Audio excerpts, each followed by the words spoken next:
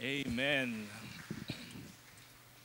Amen. It is good to give thanks to the Lord Most High. Purihin po ang Panginoon ngayong umagang ito. At ihanda po natin ang mga puso natin as we have sung praises and worship to the Lord. Ngayon po, ihanda natin ang puso natin to study the Word of God. Samahan niyo po ako sa atin pong commitment ngayon pong umagang ito. Sabay-sabay po tayo. Ready? Go! Ako ay narito ngayon upang mag-aaral ng salita ng Diyos. Ang puso ko ay binubuksan, ang isip ko ay tinutuon, ako ay makikinig at susunod sa salita ng Panginoon. Amen. Manalangin po tayo. Lord, sa amin pong pagtitipon ngayong umaga, ang goal po namin ay marinig po ang tinig mo. Ang goal po namin, makita namin, Lord God, ang kalooban mo. Ang goal namin po, Panginoon, masambakan namin sa Espiritu at sa katotohanan. Hiling namin po, Panginoon, manguna ka. Ikaw nga po ang tunay na magbukas ng puso at isip namin. At Lord God, yung mga pag-aaralan namin maging makapangyarihan at maging kapakinabangan sa aming pong mga buhay. Thank you, Lord, for this morning. Bless us with your power and may the Holy Spirit lead us today. In the name of Jesus, we pray. Amen. Amen. Maaari na po tayong makaupo. Ang mensahe po natin ngayong umaga ay para sa mga inggitera at inggitero. Meron ba kayong kilala na inggitero at inggitera? Huwag na kayong tumingin sa mga katabi natin. No? Baka ikaw mismo yung inggitero o inggitera. Talagang tamang-tama para sa atin yung pong pag-aaral natin ngayong umaga. Kaya ang pamagat po ng ating pag-aaral ay How to Beat Inggit. Paano mo pagtatagumpayan? How to be victorious over envy sa buhay po natin. Bakit ba hindi dapat mainggit? At paano hindi mainggit? Ano ang dapat natin gawin? At ano po ang turo ng Biblia tungkol po dito? Samahan niyo po ako sa pagbabasa, Awit chapter 37 verses 1 to 7.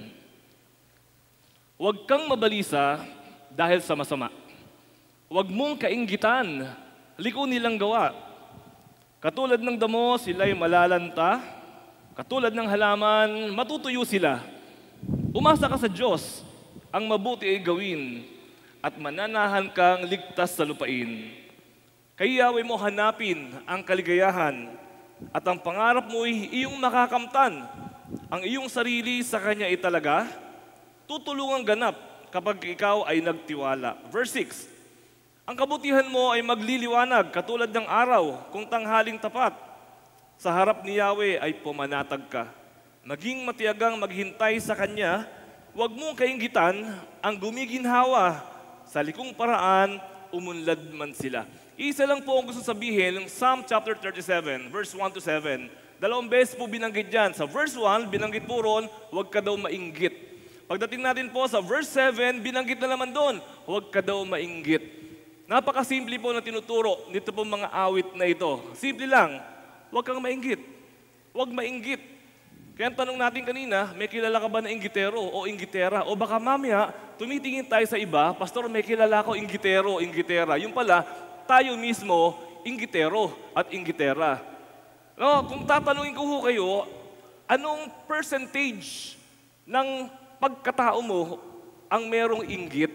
Hindi naman siguro 100%. Pero alam niyo po, by definition, ang inggit ay envy is a common emotion we face when we see others prosper or succeed in ways we desire. It often stems from comparison and dissatisfaction. So sabi po sa binasa natin, envy is a common emotion. Wala raw pong tao, listen to this, wala raw pong tao na walang inggit. Naniniwala ba kayo ron? Walang tao na 0% ang inggit sa buhay niya. Kaya kung ikaw ay may nararamdaman na inggit, normal lang daw yun bilang tao because tayo po bilang tao, we are prone to envy. Kaya nga po bilang Christian, hindi nawawala yung envy sa atin, pero bilang Christian, kailangan po nating paglabanan at kontrolin ang envy at inggit. At according po dito, envy stems from comparison. Nakakaroon daw po tayo ng inggitan kapag natuto tayong magkumpara. Kapag kinumpura mo yung cellphone mo, doon sa cellphone ng kaeskwela mo, nagiging inggitero ka. O kaya naman, nagiging inggitero siya kapag natuto tayo na magkumpara. No, marami hong mga tao, nakikita ko po yan, marami mga tao, masayang-masaya siya kasi nakabili siya ng bagong gadget. Pero nung makita niya na yung gadget nung katabi niya mas maganda kaysa sa kanya, biglang nawawala yung saya niya. Masayang-masaya siya kasi meron siyang bagong TV. Laki ng TV niya. 60 inches yung TV niya. Proud na proud siya. Pero nung mag-post yung kapatid niya na ang TV ay 85 inches, biglang nawala yung saya niya. Di ba, nangyayari po lahat sa atin yan. May mga gamit tayo, nakabili ka ng bagong kotse, ang saya-saya mo. Pero nung nakita mo na yung kaeskwela mo, mas maganda yung kotse na nabili, biglang nawawala yung atin pong mga saya. Alam niyo po, envy stems from comparison. As long as tayo po ay nagkukumpara, hindi ka sasaya. Ang mahilig magkumpara ay never sasaya. Yan po, no? Bago po natin kontrolin ang envy sa buhay po natin, ang una po natin dapat kontrolin ay yung pong sarili natin na nagkukumpara sa ibang tao. Pag kinumpara mo yung ilong mo sa ilong ng kapatid mo, lulungkot ka. Or, sasaya ka. Diba? Meron pong kasabihan sa Desiderata, yung pong yung sulat na ito, sabi po, if you compare yourself with others, you may become bitter or vain. Kapag kinumpara mo raw ang sarili mo sa iba, maaaring ikaw ay maging bitter. Ano ba yung bitter? No? Meron kang pait, may kapaitan ka. Or vain. Ano yung vain? Meron kang hindi ugat. Meron kang, ano ba yung vain? Meron kang kayabangan. No? Pag nagkumpara ka, ikaw ay sasamaan loob o kaya ikaw ay yayabang. Bakit? Kasi kinumpara mo, mas maganda yung ilong mo kaysa sa kanya, yayabang ka. Kinumpara mo, mas maganda yung ilong niya kaysa sa'yo. Ano mararamdaman mo? Diba? Bitterness. Bakit kaya nung nagbigay ang Diyos ng ilong, kinapos nung sa akin na dumating? Nagkaroon ka ng bitterness. So, every time we compare ourselves to other people, you can never become neutral. Laging meron ka mafe-feel. Wala ka mafe-feel na okay lang, 50-50. Wala ka mafe-feel na neutral. Ang mafe-feel mo lagi, ang galing ko. O mafe-feel mo lagi, kawawa ako. So ang unang-una po natin na dapat kontrolin para tayo po ay hindi maging mainggitero o inggitera ay yung pong ating pagkukumpara sa kapwa. Mas madali po na kontrolin yan. Mas mahirap kontrolin kapag dumapo na sa iyo yung inggit. Mahirap kontrolin. Pero yung pagkukumpara, mas madali po yan na kontrolin. Pag nakikita mo, eto na, nararamdaman mo na, kinukompare mo na yung muscle mo kaysa sa muscle niya, tigilan mo na kaagad. Diba? Nararamdaman mo na, kinukompare mo na yung income mo sa income niya, tigilan mo na kaagad. No, tinatanong mo pa lang, magkano kaya ang income niya? Huwag mo lang alamin. Tigilan mo na kaagad yung pag-iisip. Doon pa lang, tigilan mo na. At pag nagawa mo po yun, envy will not come to you. No, pero pagka tinuloy-tuloy mo yan, kinumpute mo pa talaga. Kung kumikita siya ng 2,000 a day, o kinumpute mo pa talaga, mamaya masama na ang loob mo. O kaya mayabang ka na dahil mas malaki ang income mo. So, stop comparing yourself with others. Be happy with what you have. Be happy with who you are. At kapag nagawa po natin yan, doon po natin mararamdaman yung contentment sa buhay po natin. Bakit po kailangan i-avoid natin ang inggit? Bakit kailangan pag nararamdaman natin ang may inggit na, iwasan na po natin? Una-una po sabi sa Bible, inggit is a sin. Ito po ay maliwanag na kasalanan. No, paulit-ulit, sinasabi po sa Bible yan, avoid all malice, hypocrisy, envy. Kasama po yan sa listahan ng mga pinapa-avoid sa atin ng Panginoon. Sa listahan po ng tinatawag na 7 deadly sins. Kasama po doon yung envy. No, kaya doon pa lang po, nagkakaroon na tayo kaagad ng pagkakamali kapag tayo po ay nakaramdam ng inggit kasi po ito po ay kasalanan. Pag nararamdaman mo na inggit, iwasan mo na. Huwag mo na hayaang mag-landing sa'yo. Kasi kapag hinayaan mo mag-landing sa'yo, una, magkakasala ka. Pangalawa po, it will break relationship. Mabe-break yung relationship mo kung sino man yung tao na kinahiinggitan mo. Dati, close kayo, magkaibigan kayo, magkaeskwela kayo. Nung lumabas yung final exam, ang score mo, 97. Tuwang-tuwa ka, 97. And nung lumabas yung score niya, 99. Sa puso mo, nagkaroon ka ng bitterness. Naisip mo, ibinigay ko yung best ko, pero mas magaling pa rin siya sa akin kahit ano ang gawin ko. And because of that, hindi mo napapansin at hindi niya napapansin yung closeness ninyong dalawa, unti-unti nang lumalayo kayo sa isa't isa. Iniiwasan mo na siya. Iniiwasan ka na niya, unti-unti. Wala siyang kaalam-alam. Wala siyang kaalam-alam na pagka siya pala ay natatapilok, tuwan-tuwa ka. Dati, close friend kayo, pag natatapilok siya, oh, kamusta? Nasugatan ka ba? Pero ngayon, dahil meron ka inggit sa kanya at natapilok siya, sasabihin mo sa sarili mo, mabuti nga sa'yo. Pero dati, sasabihin mo, oh, kamusta ka na? Pero in your heart, ang sinasabi mo, sana tumama noo mo. Diba? In your heart, iba yung dasal mo kaysa sa sinasabi mo. Nabe-break ang relationship, nagkakaroon pa tayo ng hypocrisy, nagkakaroon pa tayo ng sin kapag tayo po ay naiinggit. Meron pong bunga ang pagkainggit. At ang isa po na masakit na bunga ng pagkainggit, it impacts the entire person, the whole person. Hindi po ito isip lang ang tinatamaan. Kasali ang emotion, kasali ang isip, kasali ang spiritu, at kasali rin po ang katawan. Mentally, emotionally, physically, and spiritually, kasali po kapag tayo po ay nainggit. Sabi na po natin kanina, nainggit ka, spiritually, nagkaroon ka ng kasalanan. Pag naiinggit ka, napapalayo tayo sa Panginoon kapag naiinggit tayo. Pag naiinggit tayo, pati yung prayer natin, naiiba. Pagka naiinggit tayo, diba, pati yung relationship natin sa Diyos, nadadamay. So yun po yung isa. Spiritually, mentally, kapag ka naiinggit ka, yun na lang lagi iniisip mo. Buti pa siya. Buti pa sila. Ako kailan kaya ako magkakaroon ng ganyan? Mentally, nagkakaroon ka ng kaguluhan ng isip. Emotionally, nararamdaman mo rin sa puso mo, hindi ka masaya. Dati ang saya-saya mo, dapat masaya ka. Kasi yung kagamitan mo, meron kang bagong sapatos, di ba? O meron kang bagong cellphone, 2023 model. Pero yung kanya, 2024, nawala yung saya mo. Kinain yung saya mo. So, emotionally and physically, nanlulumo ka. Alam niyo po, ang inggit, siguro kung isa-sum up natin itong spiritually, emotionally, physically, at saka, mentally, I think ang nagiging epekto ng inggit, anxiety. Kaya po sabi dito sa unang verse natin, huwag kang mabalisa. No, kung merong umaasenso. Ano ba sabi sa unang verse natin? Huwag kang mabalisa dahil masama, huwag mong kainggitan.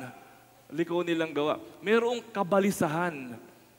Kapag nagkaroon po tayo ng inggit, walang kapayapaan. Hindi ka makatulog.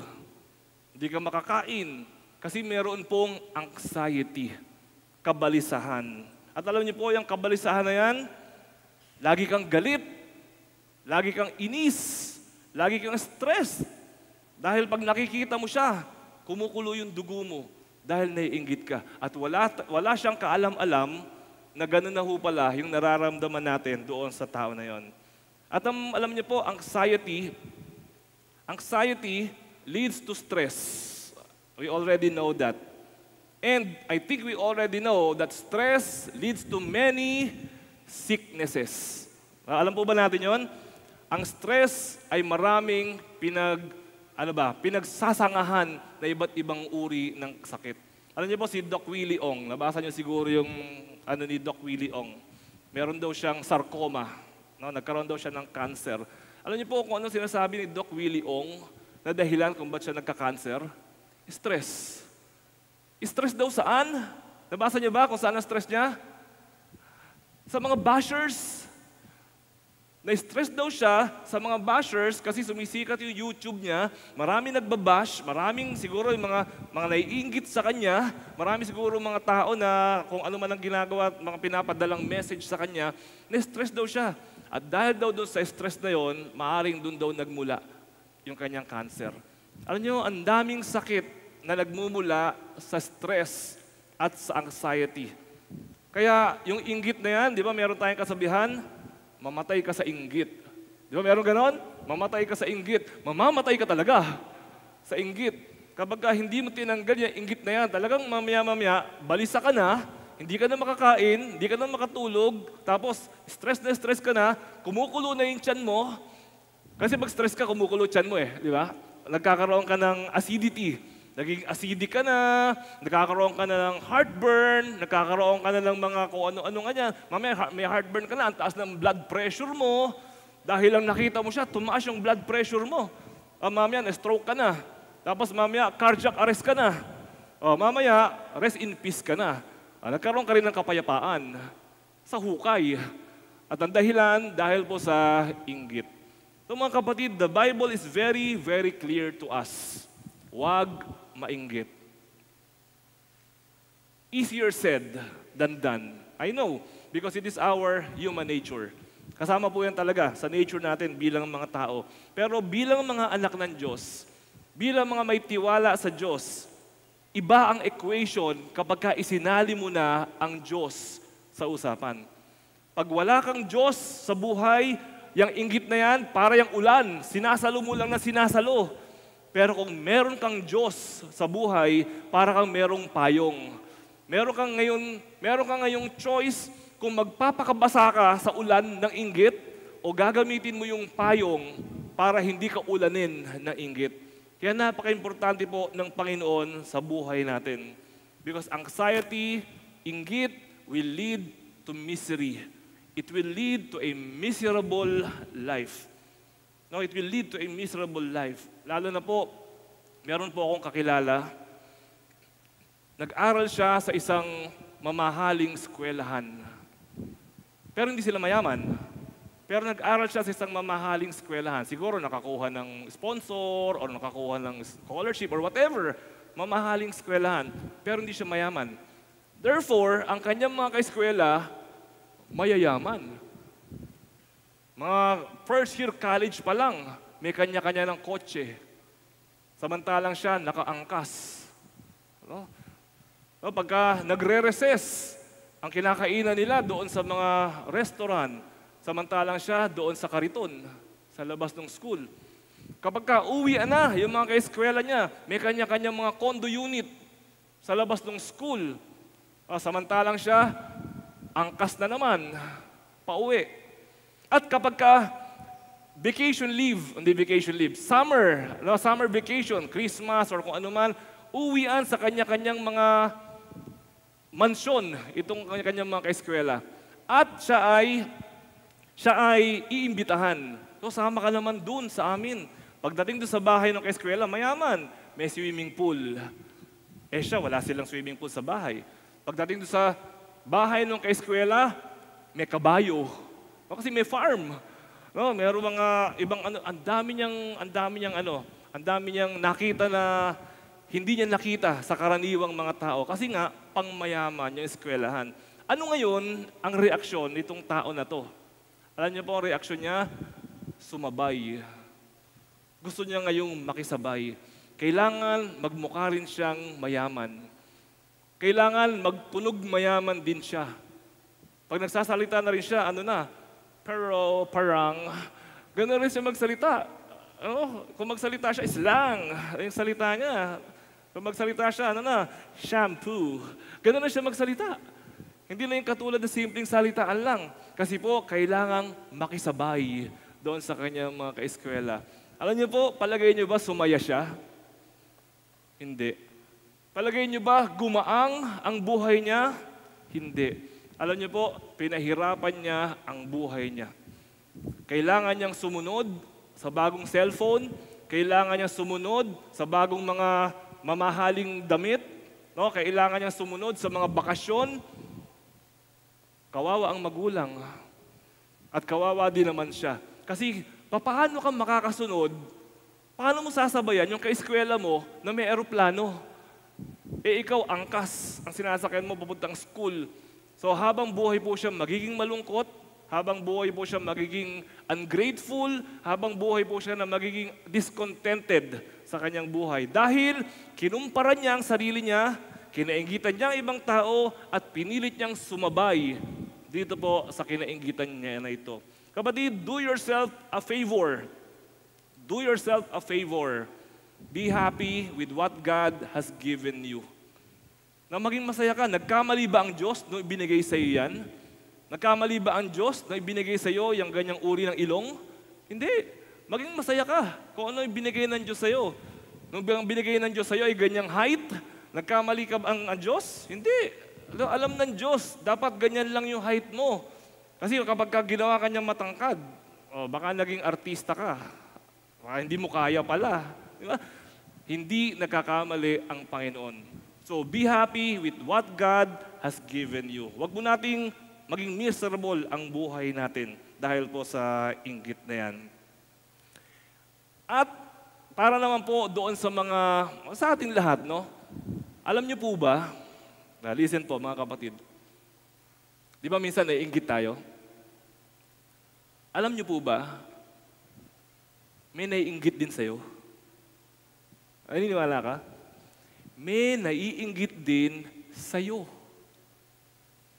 At minsan po, merong mga tao na ang hangarin nila sa buhay, manginggit ng kapwa.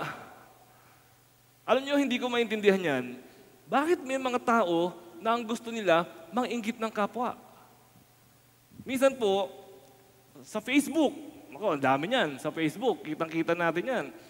Sa Facebook, minsan nakapost ang lahat ng kanyang binili. Kung sapatos, nakapost yan. Kung cellphone, nakapost yan.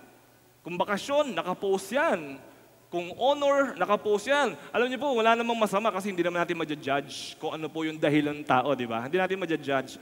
Minsan lang po, naiisip ko, kapag ipinost natin yon, ano bang ibig sabihin? Lord, thank you for your glory. Di ba? Okay? Pero regardless kung ano man po yung ating dahilan, kung ano man yung ating motibo, kung bakit natin pinopost lahat, pati almusal, pinopost natin. Now, regardless kung ano yung dahilan natin, ito po ang tanong. Ano ang nararamdaman ng mga nakabasa? Natuwa o hindi?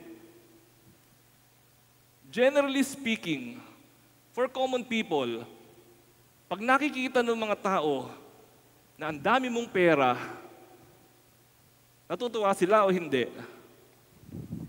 Pag nakikita ng mga tao, bumili ka na naman ng panibagong bahay, natutuwa sila o hindi?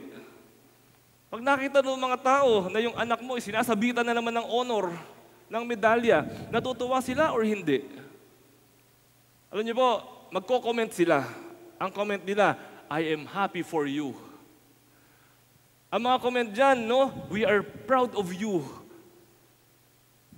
Pero minsan po, minsan lang naman at hindi naman sa lahat, pero minsan, sa kaloob-looban, nag-iisip sila, sana malugi.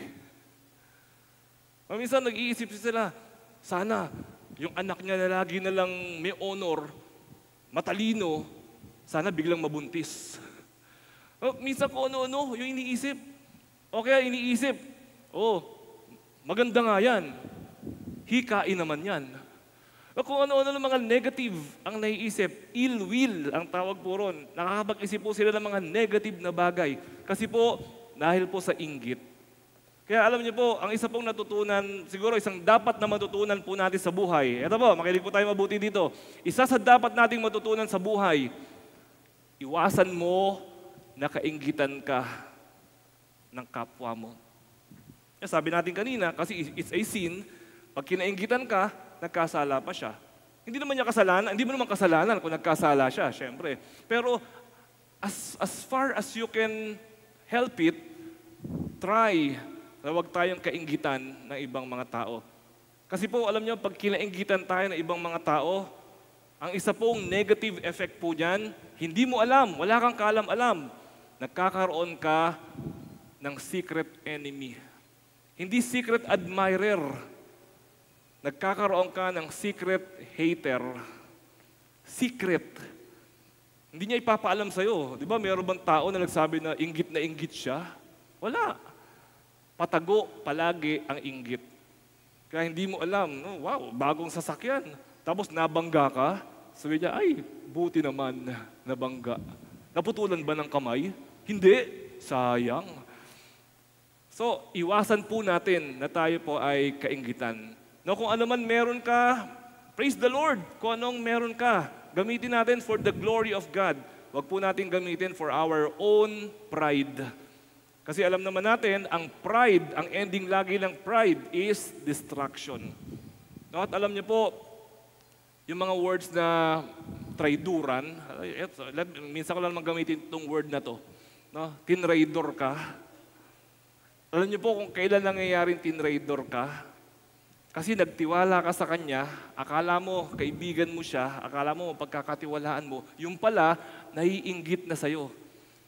Kaya nung nagkaroon ng pagkakataon, biglang sinulot yung business mo, o biglang sinulot yung boyfriend mo, o biglang sinulot yung opportunity mo. Kasi nakakita siya ng pagkakataon. Hindi pala natin alam, naiinggit na siya.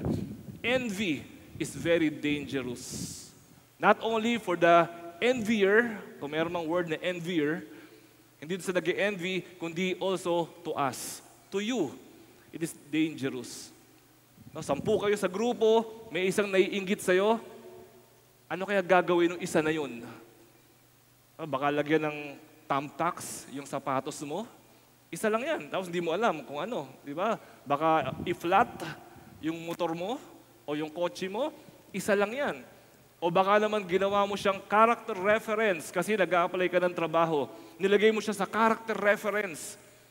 Tapos naiinggit pala sa'yo. Nung tumawag yung mag-i-interview sa'yo, tinatanong siya, ano masasabi mo dyan sa tao na yan? Ay, mayabang po yan. Sisirain ka pa sa character reference mo.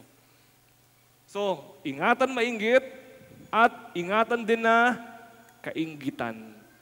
Ingatan na kainggitan. Para tayo po ay hindi, para wala kang secret enemy, para hindi ka kinukumpetensya, at para wala nagpaplano ng negative or masama para sa'yo.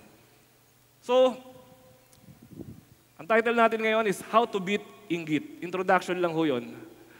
So, how to beat inggit? Paano ho natin i-defeat o tatalunin ito pong inggit na to according po sa atin pong pinag-aaralan sa Awit 37. To beat inggit, unang-una sa lahat, trust in the Lord. Umasa ka sa Diyos. Magtiwala ka sa Panginoon. Verse 3, sabi po sa verse 3. 37 verse 3, umasa ka sa Diyos, ang mabuti ay gawin, at mananahan kang ligtas sa lupain. No? Trust God. Saan ka daw magtitiwala sa Diyos? Trust that God is good. Not only that God is good, trust that God is good to you. Magtiwala ka na ang Diyos ay mabuti sa iyo. Dahil ang Diyos ay mabuti naman talaga. Magtiwala ka na mahal ka ng Diyos. Magtiwala ka na God is in control. Hindi siya nagkakamali. Kung ano man po yung meron tayo, just trust God. When you trust in the Lord, trusting in God shifts your focus. Nakafocus ka sa tao. Pero dahil may tiwala ka sa Diyos, na-focus ka ngayon sa Panginoon. No, merong na-promote sa opisina, sa trabaho. Hindi ikaw yung na-promote. Siya yung na-promote. Kung paiiralin natin yung inggit natin, siya na-promote, ako hindi. May inggit ka, magagalit ka. Sabi mo sa kanya, congratulations. Pero ayaw mong bitiwan yung kamay. Kasi galit ka. In your heart, congratulations. Pero if you trust in the Lord, may iba yung focus mo. Hindi doon sa nangyari. Ang magiging focus mo ngayon, Lord, may plano ka para sa akin. Hindi ito yung plano mo para sa akin. Iba ang plano mo para sa akin. You trust in the Lord. And pangalawa, may plano ka, Lord, may plano ka sa akin, may timing para sa akin. Hindi ito ang tamang timing para sa akin ngayon. But I will trust na meron ka inihahandang timing para sa akin. Trust in the Lord. And trusting in God leads to inner peace. Pag nagtitiwala po tayo sa Panginoon, Lord, bahala ka na. Pag sinabi mo yan, Lord, alam mo nangyayari, bahala ka na po sa akin. Nakakaroon ka ng kapayapaan sa puso. Nakakatulog ka ng mahimbing at naunawaan mo na mag-aantay ka sa ating Panginoon. And trusting the Lord leads to inner peace, and trusting God leads to contentment. Lord, hindi ako ang na-promote. iba ang na-promote sa halip na ako. Pero I trust you na may plano ka sa akin at may timing ka dahil doon magiging kontento ako kung nasaan ako ngayon. Kasi darating din yung para sa akin. Maaaring hindi pa ngayon, pero darating din yung para sa akin. Proverbs 3:5 and 6. Trust in the Lord with all your heart and lean not on your own understanding. In all your ways, submit to Him, and He will make your path straight.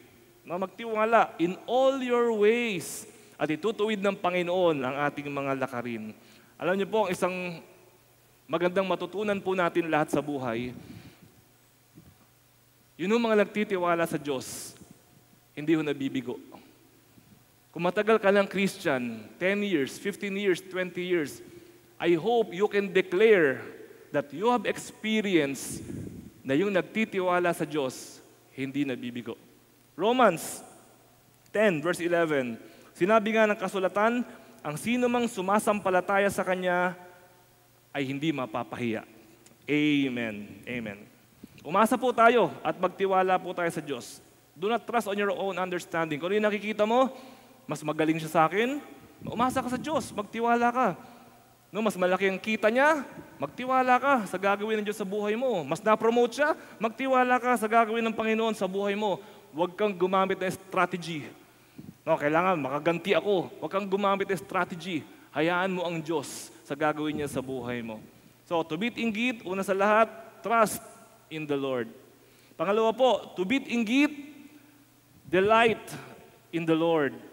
Verse 4, kay Yahweh mo hanapin ang kaligayahan at ang pangarap mo ay iyong makakamtan. Sabi sa English, delight yourself in the Lord and He will give you the desire of your heart.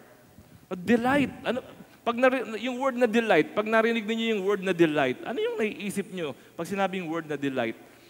Kailan ka huling nakaramdam ng delight? Parang, kasi sa Tagalog, kaligayahan eh. Parang hindi niya masyadong nakuha yung ibig sabihin ng delight. Pero sa English, pag sinabing delight, delightful, o kaya, delighted. Kailan mo huling naramdaman that you're so delighted? Nung niregaluhan ka ng laptop, you're so delighted. O kaya nung birthday mo, nag-perform sila ng kung ano man para sa'yo, you were so delighted.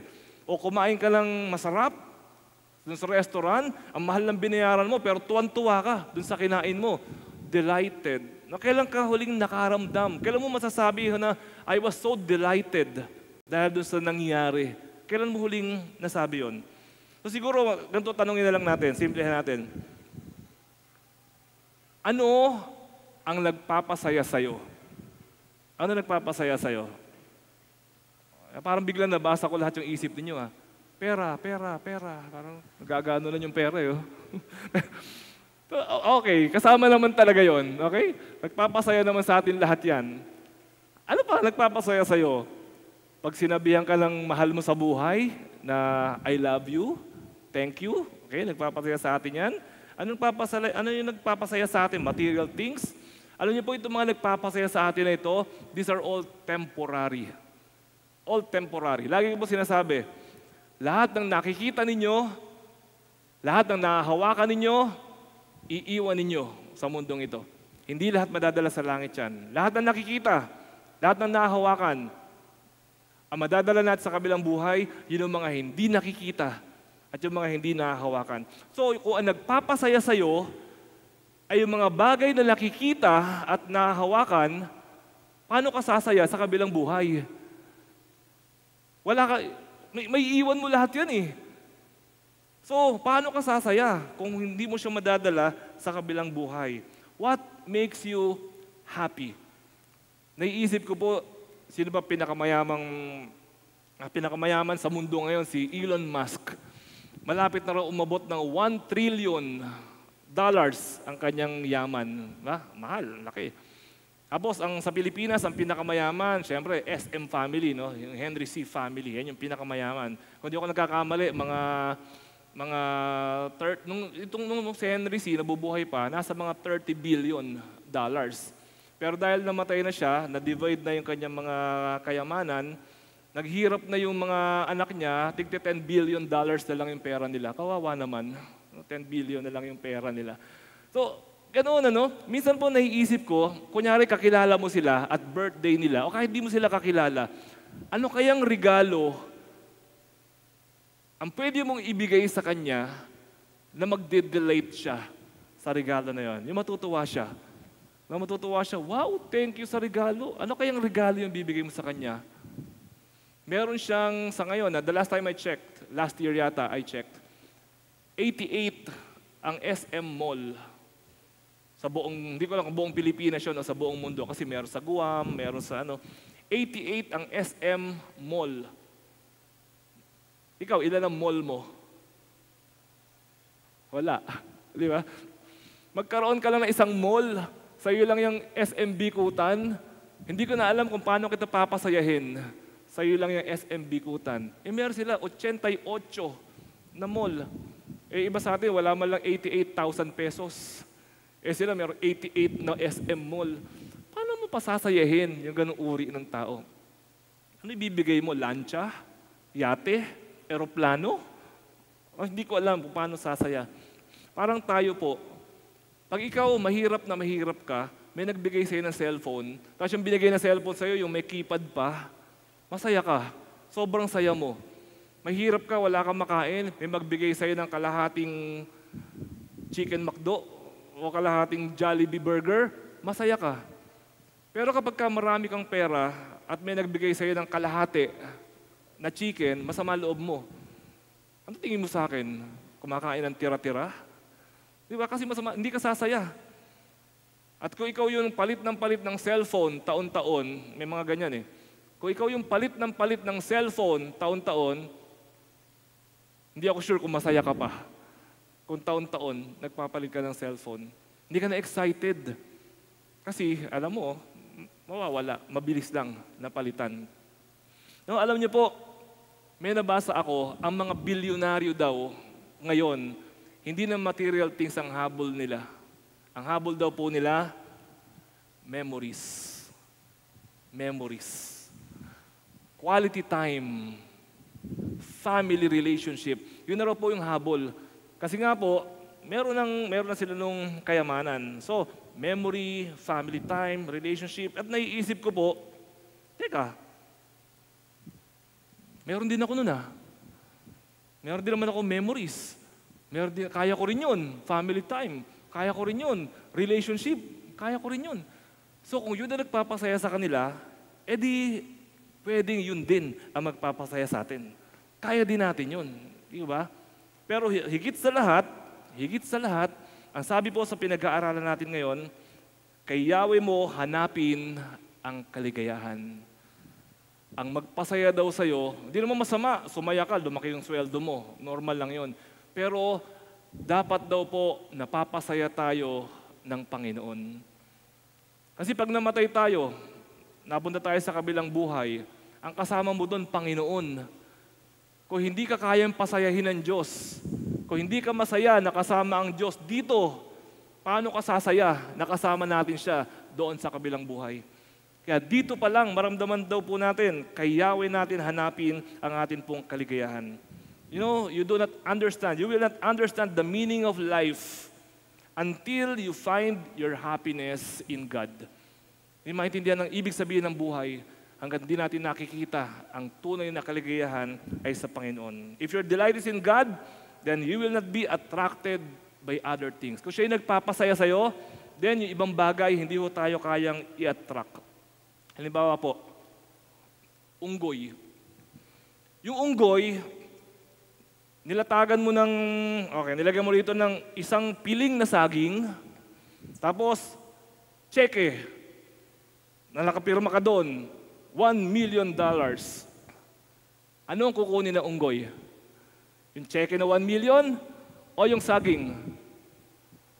Kung tayo yung unggoy, kukunin natin yung cheque. Pero yung unggoy, ang kukunin niya, yung saging. Kasi yun ang gusto niya, yun yung magpapasaya sa kanya. No, kasi yun ang kanyang delight. Tayo rin po ganyan sa Panginoon. Sana po nagpapasaya sa atin ang Panginoon. Merong kanta, ang ganda-ganda itong kantang to, talagang tuwing kinakanta ko po ito, may epekto sa buhay ko. Ang sabi po nung kanta, O Lord, my God, all I desire is you. Sabi nung kanta, more precious than silver, more costly than gold, no riches on this earth compares with you. Tapos yung ending, ang tindi ng dating ng ending. And what can this world offer when all I desire is you? Ano ang kayang ialok ng mundo sa akin kung hinahanap ko ay ikaw? Diba? Kung yung unggoy, ang hinahanap niya, saging, ano kayang ialok ninyo sa kanya para sumama siya sa inyo? Saging lang ang gusto niya. Binibigyan niyo siya ng ginto? Ayaw niya. Binibigyan natin siya ng cellphone, ayaw niya. Binibigyan mo ng kotse, ayaw niya. Ang gusto niya, saging. Ganoon din po tayo ang hanapin natin ang Panginoon. Pag ang gusto mo, Panginoon, sabi ng mundo, halika, bibigyan kita ng chicks. Sabi ng mundo, sabi mo, ayoko niyan. Ang gusto ko, Panginoon. Sa Panginoon ka, siya ang a-attract sa'yo, hindi yung sinasabi ng mundo. Halika, bibigyan kita ng pera, mandadaya ka lang. Hindi ka ma-attract ng mundo because all I desire is you. Ang maging kaligayahan po nawa natin ay ang atin pong Panginoon. So ulitin ko yung tanong, what makes you happy? Ano nagpapasaya sa'yo? Saan ka nagdi-delight? I hope masasagot po natin ito ng ganito.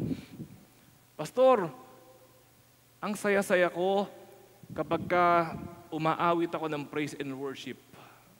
I hope masabi natin yan. Pastor, paggising ko sa umaga, magpapatugtog ako. O kaya kahit hindi ako magpatugtog, may mga kanta na inaawit ko sa puso ko. Ang saya-saya ko ng buong araw kapag sinasamba ko ang Panginoon. I hope we can say that. I hope we can say na, Pastor, ang saya-saya ko kapag nagtagumpay ako sa tukso. Ang saya-saya ko kapag nakasunod ako sa kalooban ng Diyos. I hope masabi po natin yan, masagot po natin yan. Pastor, kapag Sunday, sama-sama tayo, excited ako. Alam ko, 10 o'clock pa yung worship natin. Pero 7 a.m. pa lang, nagre-ready na ako. No, maaga pa lang, naliligo na ako at excited ako na makarating para makaawit sa Panginoon at makapakinig ng salita ng Panginoon. I hope masagot po natin yun ng ganoon. Masabi natin, Pastor, enjoy ako sa presence ng Panginoon. Sa Bible study, na-enjoy ko. Sa prayer meeting, na-enjoy ko. Then you can say, the Lord, all I desire is you. Pag kami tukso, pinapapili ka, kasalanan o Diyos, pipiliin mo yung Diyos. Hindi mo pipiliin yung kasalanan. Because all I desire is you. What can this world offer when all I desire is you? Pangatlo po, to beat inggit, commit to the Lord. No, italaga ang sarili sa Diyos. Verse 5, ang iyong sarili sa Kanya italaga. Tutulungan ganap kapag ikaw ay nagtiwala. No, commit yourself to the Lord. Yung word na talaga, talaga. Talaga. Talaga? Oo, italaga. I-commit daw po natin. Sabi dito, mag-commit ka daw sa Lord. Sino kaya sa atin ang makakapagsabi rito, Pastor, nag-commit na ako sa Panginoon. Kanyang-kanya na ako. No, yung buhay ko, committed sa Kanya. I hope masasabi po natin yon. Kasi sabi po rito, kung gusto mong malabanan ng inggit, commit yourself to the Lord. If you are not committed to the Lord, if you do not trust the Lord, if you do not delight in the Lord, yung inggit, lalamunin po tayo niyan. Hindi po tayo magtatagumpay dyan. We commit to what is important, to what is valuable to us. Now, saan tayo mga nag-commit? Tayo, committed tayo sa pag-aaral nung araw, di ba? Nagko-commit ka sa pag-aaral kasi importante sa'yo. Alam mo, pagka hindi ka nakagraduate, mahihirap ang buhay. Alam mo, importante yon. So, nag-commit ka ron. Pag hindi ka nag-commit doon, di ba?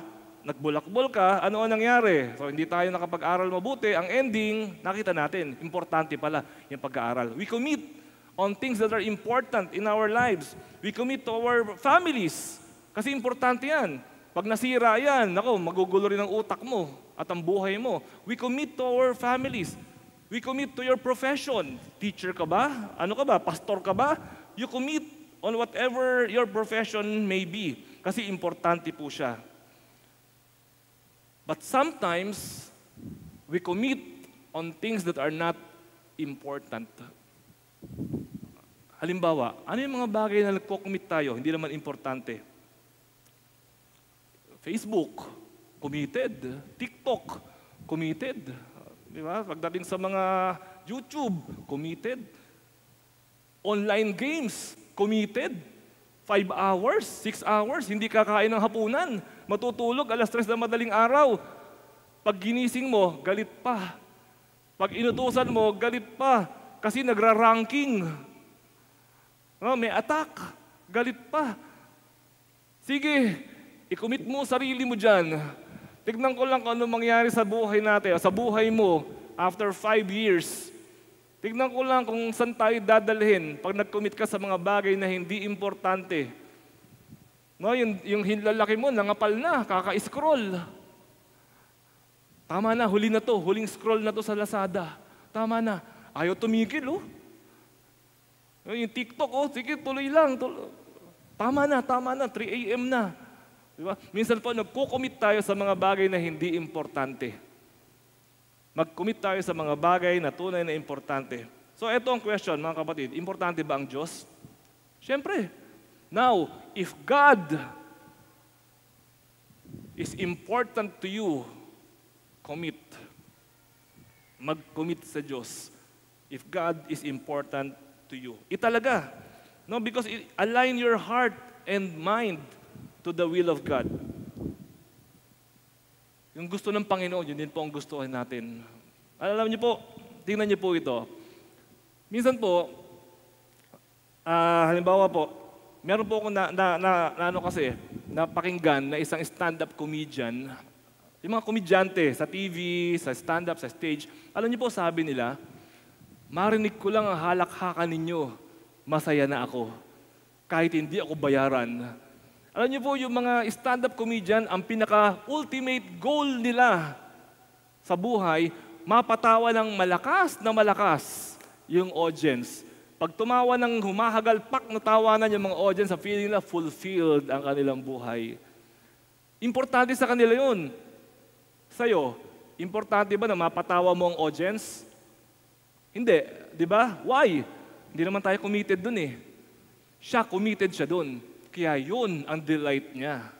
Yun ang nagpapasaya sa kanya. Di ba? Yung mga chef, yung mga nag-aral ng culinary, yung mga nagluluto sa restaurant, anong nagpapasaya sa kanila? Kapag ka sinabi ng mga customers, napakasarap ng niluto mo. Ang galing ng chef dito sa restaurant na ito. Yun ang nagbibigay ng delight sa kanya, palakpak ang tenga. Kapag ka narinig niya yun. Pero, kapag ka narinig niya ay hagalpakan, sasaya ba siya? Hindi. Ba't yung comedian sumasaya? Pero yung chef, hindi. Kasi, magkaiba sila ng commitment. Yung chef, masaya siya dahil nasarapan. Nag-catering siya. Lahat ang sabi, ang sarap ng luto mo, tuwan-tuwa siya. Kasi yun ang kanyang commitment. Diba, yung mga golfer, kung marunong kayo mag-golf, mayroon tinatawag na hole-in-one. Yung isang palo mo pa lang, shoot ka agad. Nako, yung mga golfer, ang feeling nila, nanalo sila ng Olympics kapag ka naka-hole-in-one sila. Pero sa atin, di ba, wala lang, palo, sige lang. Kasi hindi naman yun ang commitment natin. So what is your commitment?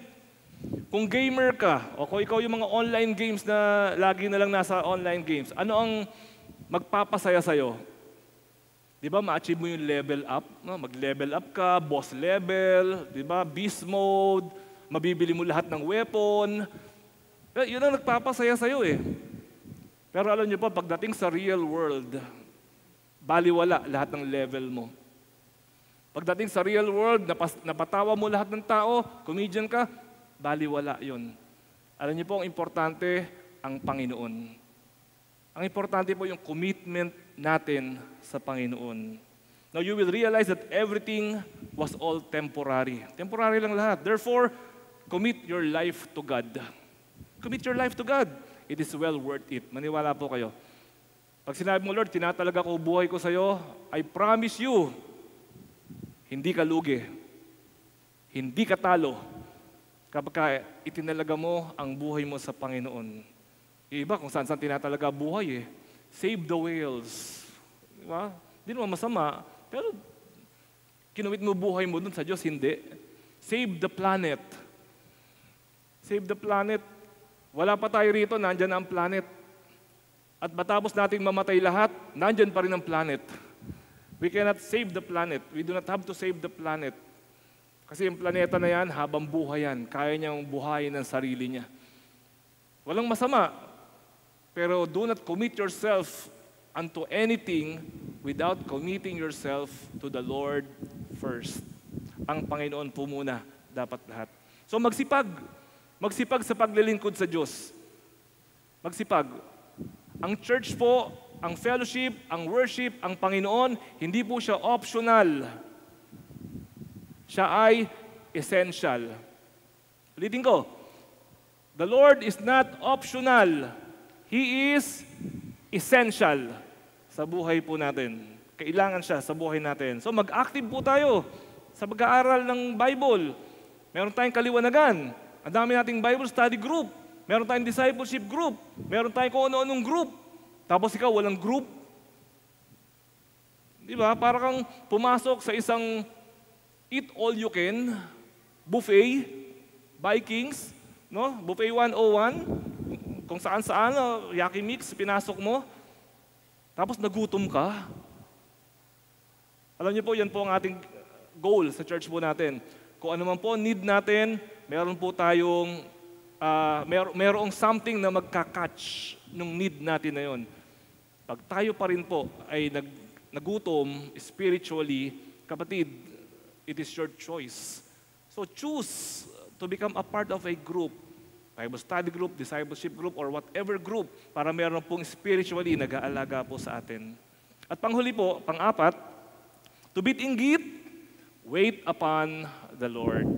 Okay? Pumanatag, magtiyagang maghintay. Sa harap ni Yahweh ay pumanatag ka. Verse 7. Sa harap ni Yahweh ay pumanatag ka. Maging matyagang maghintay sa Kanya. Huwag mong kainggitan ang gumiginhawa. Sa likong paraan, umunlad man sila. Ang bilin po ng Panginoon sa atin, mag-intay. Wait. Easy ka lang. Dahan-dahan lang.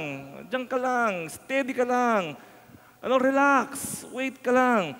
Ang buhay po is full of waiting. Ang buhay, walang araw na hindi ka naghintay. Punta ka sa City Hall, pipila ka. Pumunta ka sa sakayan, pipila ka. Pumunta ka sa lotohan, lotohan. Joke lang yung loto, no? Maski saan ka magpunta, pipila ka. Sa bangko, ang buhay ay punong-puno ng waiting. Siguro naman by this time, sanay na tayo. May mga bagay po na hindi pwedeng madaliin. What? Pregnancy. 9 months. Hindi mo pwedeng madaliin yan. Hindi mo pwedeng sabihin na, oy, ang cute ng anak ko, nakita ko sa ultrasound, sana lumabas na siya. 6 months pa lang. Pag lumabas yan, 6 months. Tiyanak yan. So, antayin mo, 9 months. At pag 9 months, lumabas yan, hindi ka magsisisi dahil nagantay ka ng 9 months. No, lahat ng bagay, inaantay, hindi pwedeng madaliin. Ano pa? Pagluluto. Minsan darating tayo sa bahay, gutom ka na, nagluluto pa. Ano sabihin mo? Ihain mo na yan kahit hilaw. Di ba? Hindi pwede. Iniintay po talaga yan. Learn to wait. Kapag ka hindi naghintay, yung mga minor dito, lalo yung mga minor dito, hindi nakapaghintay. Ano nangyari? O di naging nanay ka agad. Hindi dapat. May panahon ang lahat ng bagay. Kaya po dapat marunong po tayo maghintay. At hindi lang ngayon, dapat po matyaga. Dapat matyaga na maghintay po tayo. Sabi dyan no? Maging matyaga maghintay. Kalma lang. Kasi po may perfect timing ang Panginoon. There is value in waiting. Naniniwala po ba kayo doon? There is value in waiting. Ang bagong generation po ngayon, yung tinatawag natin ng mga Gen Z, yung mga anak-anak po natin na siguro mga 20 years old and below, 20 to 10 years old yan. Mga Gen Z po yan. Alam niyo po ang isang mapapansin niyo sa kanila, mainipin po sila. Hindi po sila matyaga, maghintay. Alam niyo po kung bakit? Kasi po, hindi nila naranasan yung naranasan ninyo na matatanda. No? Hindi nila naranasan. Nung araw, manonood ka ng movie, pupunta ka sa Video City, kukuha ka ng VHS, salpak mo, okay, napanood mo na yung movie, tapos dadating yung asawa mo, uy, hindi ko pa napanood dyan, papanoorin ko rin. Ano gagawin mo? Kukunin mo yung tape, i-rewind mo, manual. Ikutin mo pa, ikot ka pang ganon. Ballpen, o kung ano man, ikutin mo siya. Manual. Hindi naranasan ng mga bata yan. Kasi ang mga bata ngayon, pipindutin lang, next. O di ano na. Okay, double click, uulitin na kaagad. Ano? Siya may control digitally. Hindi nila naranasan yung magtiyaga na mag-rewind. Kaya nawala na yung kasabihan, be kind, rewind. Diba? Meron kasabihan na ganyan nung araw eh. Alam niyo yun, kunyari pa kayo eh. Be kind, rewind. Wala lang yung ganyang kasabihan. Ngayon, ang alam na lang ng mga bata, double click, instant. Ando na kagad. Diba? Hindi mo napanood, ulitin natin. Double click uli. Diba? Babalik agad. Hindi po sila katulad nung araw natin na nasanay po tayo na maghintay. Hindi sila, ito pa isang hindi nararanasan ng mga bata ngayon ang mag-research sa library. Diba, nung araw, magta-tricycle ka pa, mag-jeep ka pa, pupunta ka pa sa library. Tapos pupunta ka sa Dewey Decimal Card Catalog System. Wala na yan. Card Catalog System, Dewey Decimal System. Ano ba? Library of Congress. US Library of Congress. Hindi na alam ng mga bata yan. Ang alam lang nila nga, Google. Diba? Google. What is, gano'n na lang. Meron pa ngayon, ChatGPT. Nung araw, gagawa ka ng research paper. Gagawin mo research paper mo, isang buong buwan. Ngayon, lalagay na lang research paper. Di ba? The result or the effect of climate change in this particular population. ChatGPT. 1 second. Hindi naman. Mga 10 seconds. Tapos, yung research paper. Minsan po, sinubukan ko yan. Nagpasulat ako ng program. Nag-ano ko sa write a program using this C++. Sinulat niya yung program. Nung iniran yung program, konti lang ang error. Napakabilis na po ngayon. Sobrang bilis na po talaga ngayon. Hindi na po naranasan ng mga bata ngayon yan. Dati pag magsasubmit ka ng papel, typewriter, ganyan kalaki. Tapos kada type mo, bigat, tak, tak, tak, tak. Di ba? Talaga naman yung daliri mo, nagkakamuscle lahat. Pag nag-type ka, at pag nagkamali ka pa, naku, buong papel, ulitin mo kasi nakalimutan mo yung buong linya. Ngayon, di ba, Control-Alt-Delete, o ngayon, ano na lang, di ba, Control-C, Control-B, Enter, Tab. Di ba, ang bilis na ng buhay ngayon. Hindi nila naranasan maghintay. At isa pa, nang tayo po ay mga binata at mga dalaga, kung nanliligaw ka, susulat ka. Yung sulat mo, sinulat kamay mo pa talaga. Tapos, i-spray mo ng pabango. Kasasarado mo, kasahalikan mo. Tapos, pupunta ka sa post office. Bibili ka ng ano ba yun? Selyo, stamp. Bibili ka ng stamp. Tapos sasabihin sa'yo sa post office, kulang yung stamp mo, dapat 3. 3 stamp may ilalagay mo. Ilalagay mo yun. Tapos makakarating sa kanya after 2 weeks. Tapos susulat siya sa'yo pabalik. 2 weeks na naman. Di ba ngayon, di ba ang klase, naghuhugas ka ng pinggan, nagkaka-girlfriend ka eh. Habang naghuhugas ka ng pinggan, sinasagot ka, tayo na ba? Oo, tayo na. Send. Di ba? Heart. Mua, chup. Nagkaroon ka ng jowa habang naghuhugas ka ng pinggan. Ang bilis. Kaya yun pong panahon ngayon, hindi ho sanay naghihintay. Instant lagi, mabilis ang lahat. So because of that, hindi po masyadong patient ang marami pong ang generation nito ngayon po. Pero sa Panginoon, hindi pwede yan. Hindi pwede yung Lord, nauna. Hindi pwede kay Lord yan. Kailangan po natin maghintay sa timing ng Panginoon. May plano siya eh. Wait for God's timing. Kasi kapag hindi mo inintay ang plano ng Diyos, ang tawag po dyan, hinog sa pilit. At ang hinog sa pilit, alam naman natin ang lasa ng hinog sa pilit. Kung hindi matabang, mapait yung hinog sa pilit. Hindi yung tunay na matamis. Kasi pinilit lang natin, kinalburo pa natin. So, antayin lang po natin. Wait upon the Lord. Huwag kang mainggit.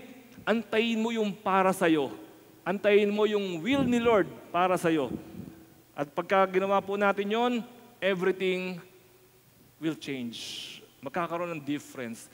Kasi kung nainggit ka, ano mangyayari? Kunyari, may ibang na-promote, nainggit ka, ano mangyayari? Pagpasok mo sa trabaho, susunod na araw, nakabusangot ang mukha mo. Sumungit ka, tinamad ka na magtrabaho. Kaya nung susunod na promotion, hindi ka na naman na-promote. Kasi late ka na pumapasok ngayon, tapos mga 15 minutes pa bago mag-time, nasa CR ka na, nagme-makeup ka na. Kaya nung naghanap ng susunod na ipopromote, hindi na tayo na-promote. Kasi naging negative, toxic ang attitude natin. So kung mayroong tao na naunahan ka, magtiwala sa Panginoon, magpakaligaya sa Panginoon, maghintay sa Panginoon, italaga ang sarili sa Panginoon, you will become contented, you will become happy, ma-promote ka man o hindi, panalo ka. Kasi panalo ka sa Panginoon. No, God is our treasure. Ang Panginoon ang siya talaga nagbibigay sa atin ng kasiyahan. Ang ending, masaya ka. At kung maghahanap na ipopromote next time, ikaw ipopromote. Why? Kasi positive ang attitude po natin. So mga kapatid, God's time for you will come. Darating ang panahon ng Panginoon para sa iyo. Hindi nagkakamali ang Diyos. Be happy with who you are. Be happy with what you have. Wait for God's plan and timing for your life. Manalangin po tayo. Ama namin, muli po kami nagpupuri at nagpapasalamat sa inyo. Ngayon pong umagang ito, salamat po sa pangungusap ninyo. Salamat po sa pabaon ninyo. Lord, nawa ay magkaroon kami ng kalakasan, ng karunungan, ng katagumpayan sa pamamagitan po ng mga aral na ito. At dalangin namin po, Panginoon, paglabas namin ng bulwagan na ito, patuloy namin itong isip-isipin, limi-limiin. Patuloy namin ito, Panginoon, na i-digest para kami po, Panginoon, ay lalo maging mature spiritually at mabigyan ka namin ng karangalan. Thank you, Lord God, because you are good, because you love us. We praise you. In the name of Jesus we pray. Amen. Amen.